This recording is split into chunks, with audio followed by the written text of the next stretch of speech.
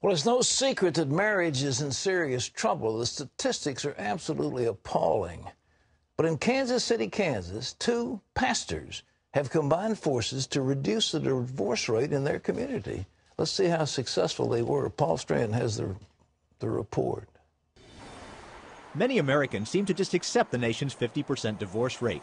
However, there are proven methods to make marriages last, and whole communities can take advantage. Like most places, the divorce rate in Kansas City, Missouri has been going up. But right across the state line here in Kansas City, Kansas, it's been going down.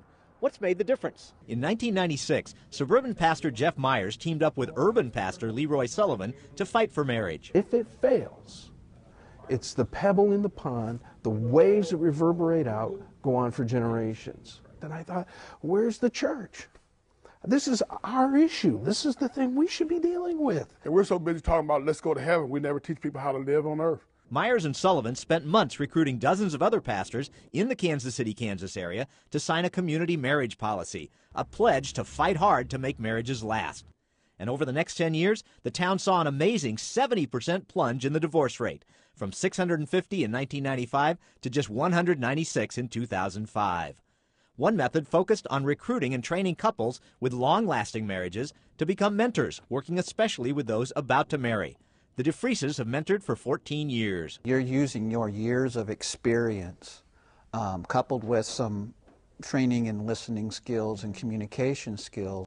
The preparation process lots of times brings out areas that maybe they've never discussed before or thought about. Pastors in more than 220 communities have now signed community marriage policies, offering pre-marriage exams and mentoring couples. Marriage is really the best solution for all the problems we have in our society today. Sullivan's only had a couple of divorces in his church since his fellow pastors banded together in 1996. And as for Myers' church, I have roughly 100 weddings that I've performed since then. I've had no divorces. So as folks are showing here in Kansas City, Kansas, we don't have to accept a 50% divorce rate. And marriage for almost everyone can truly be the lifelong institution it was always meant to be. Paul Strand, CBN News, reporting from Kansas City, Kansas. Thanks, Paul. Well, this week is what's called National Marriage Week. And with us to talk about ways to strengthen marriage is the chairman of the National Marriage Week, Chuck Stetson. Chuck, thank you for being with us. Good to see you. Great to be with you. Tell us about the state of marriage. Is it as bad as we hear?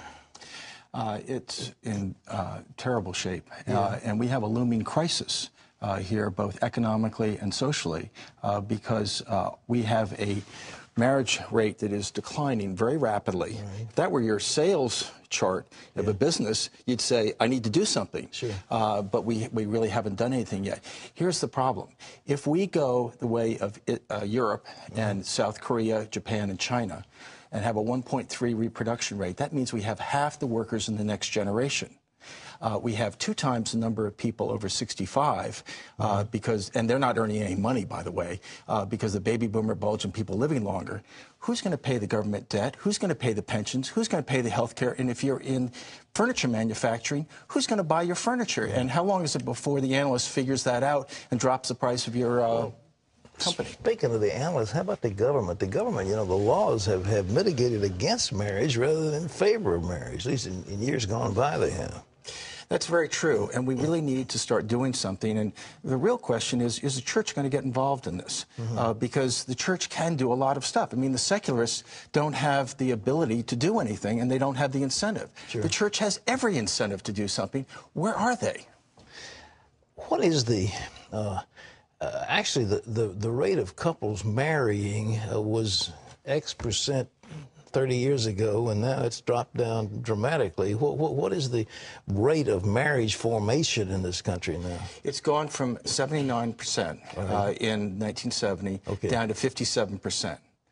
So it's a huge drop. It's that part of that decline. Yeah, well, that's alarming. Why? I mean, it's just people get the sex outside of marriage, or they don't want the commitment, or they're afraid of what might happen if they get a divorce. What's causing it? Well, let's go to the young people. There's some unpublished data at the Institute for American Values. I'm a director there, so I've been working with them on it. And the issue, when they've interviewed young people in their 20 to 35, they find that, half the kids are kids of divorce.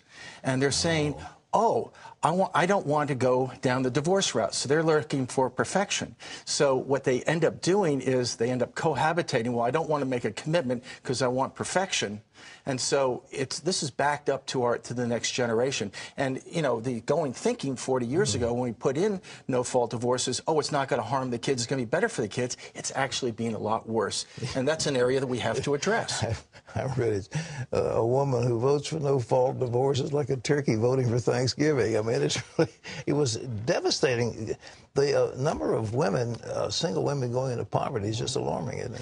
We've gone, the data is that 6% of the married couples, having children under 6 are under the poverty line. It jumps up to 57% for single women.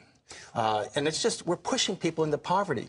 Why should we have a policy that pushes people into poverty? It doesn't make any sense to me. Well, you know, from what I've seen in statistic is that the way to get ahead is to get an elementary degree, get a job and keep it, and to get married and stay married. I mean, what is it about marriage that helps the economic status of an individual? Well, there's several things. First, let's talk about it individually. Individually, you're going to live longer. For men, it's 10 years. For women, it's 3 years. You're going to have greater health. You're going to have much greater wealth. And you're going to be happier. And this is all what the social science says. That's a pretty good deal. Long life, more money, and happiness. I mean, why wouldn't everybody want that? I think it's because we have not talked about it. And that's really the whole purpose of National Marriage Week, is to get this stuff together so that we're all talking about it collectively, and when we get some of this stuff to the American people, I believe that we can turn marriage around. Those numbers I was pointing to you of going down, I think we can turn it around if people focus on it, because I believe the American people, once they know something, their ingenuity, as what we said, we put a man on the moon in the early 60s. Well, we did. We can do the same thing here. We can turn this thing around. It is appalling, though, that and there's so many TV shows that are popular. The one, 2.5 Men, that, you know, Charlie Sheen has been getting in some trouble about substance abuse, but I mean, that is, the whole thing is just constant cohabitation. I mean, they say, well, we're going to get married sometime, but not now. And I mean, everybody is cohabiting. That's the deal in Hollywood. It is a deal in Hollywood, but let's go to the churches. Yeah. 28% of the churches have marriage courses. Help me out. Why isn't it 100%? We really need to have marriage courses, and not only pre-marriage for people dating and people that are engaged, but how about marriage enrichment? I talked to a pastor of a very prominent church, and I was talking about marriage enrichment, and he said, well, you mean marriage repair? And I said, no, marriage enrichment.